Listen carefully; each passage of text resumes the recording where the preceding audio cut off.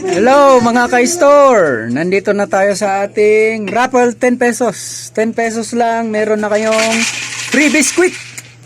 Ito po mga 8 biscuit, 1 to 10 lang.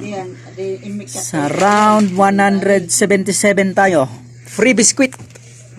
Okay, si Mark ang bubunot. Ani mang bubunutin mo? Anong number? Di kayo pa ilagaw, dilaon yun. Nung number 10. Kadang sa talon nyo. Si Mark, ay pambira, nabunot niya ang sarili niya. Oh, 9. Nabunot niya uli ang pangalan na, number 9. Oh, next. Duwamot. 2. Dalawa, number 3 at number 1. Number 3 si Brother Ray. Number 1 si Madam Judith. Mambihira. Yung mga psychic ang nabubunot ah. Number 6